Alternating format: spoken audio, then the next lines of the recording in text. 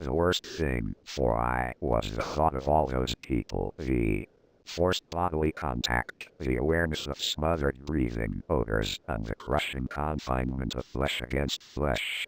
It was bad enough. In the lines, or on the streets. The commutation was just too much. Yet, as a small boy, I could remember the day when he loved such trips.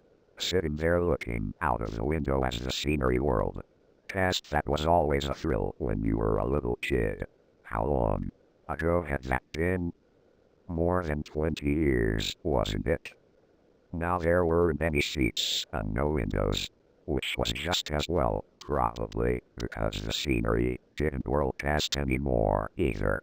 Instead, there was a stop at every station on the line and a constant.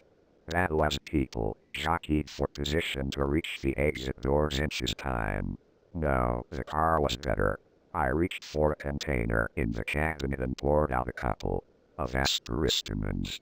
That ought to help the headache. At least until he got to the office. Then he could start with a daily quota of yellow jackets. Meanwhile, getting out on the street might help him, too. A shame there wasn't a window in this apartment, but then what good would it do, really? All he could see through it would be the next apartment. He shrugged and picked up his coat. 9:30, time to go downstairs.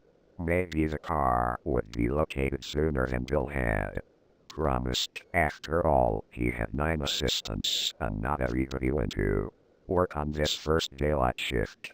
I walked down the hall and punched the elevator button. He looked at the indicator, watched the red van move towards the numeral of this floor, then sweep past it. Full up, he muttered. Oh, well. He reached out and touched both sides of the corridor. That was another thing he disliked, these narrow corridors. 2 people could scarcely squeeze past one another without touching. Of course it did save space to build apartments this way, and space was at a premium. But I couldn't get used to it. Now he remembered some of the old buildings that were still around when he was a little boy. The headache seemed to be getting worse instead of better. I looked at the indicator above the other elevator entrance. The red van was crawling upward, passing him to stop on 48. That was the top floor. Now it was moving down, stopping on 47, 46, 45, 44, 43, and here it was. Stand back, please, said the tape. I did his best to oblige, but there wasn't much room. A good 24 of his upstairs neighbors jammed the compartment.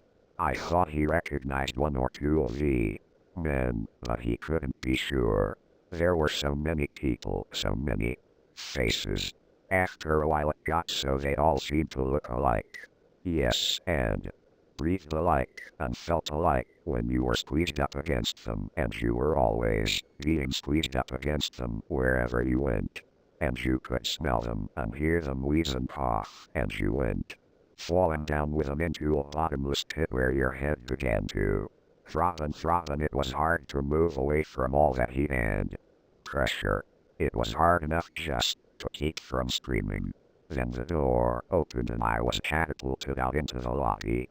The mob behind him pushed and clawed because they were in a hurry. They were always in a hurry these days, and if you got in their way they'd trample you down like that old man had been trampled down. There was no room for one man in a crowd anymore. I blinked and shook his head. He gripped the edge of the wall and clung there in an effort to avoid being swept out of the lobby completely.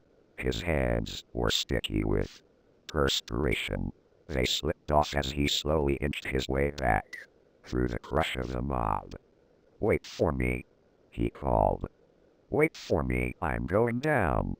But his voice was lost in the maelstrom of sound just as his body was lost in the maelstrom of motion. Besides, an automatic elevator cannot hear. It is merely a mechanism that goes up and down, just like the other. Mechanisms that go in and out, or around and around, and you get caught up in them the way a squirrel gets caught in a squirrel cage. And you race, and the best you can hope for is to keep up with the machinery. The elevator door clanged shut before I could reach it. He waited for another car to arrive, and this time he stood aside as the crowd emerged, then darted in behind them. The car descended to the first garage level, and I stood gulping. Gratefully in the comparative isolation, there weren't more than 10 people accompanying him. He emerged on the ramp, gave his number to the attendant, and waved at Bill in his office. Bill seemed to recognize him, at least he nodded briefly. No sense trying to talk, not in this sullen subterranea, filled with a booming echo of exhausts, the despairing shriek of brakes. Headlights flickered in the darkness as cars whirled past, ascending and descending on the loading platforms.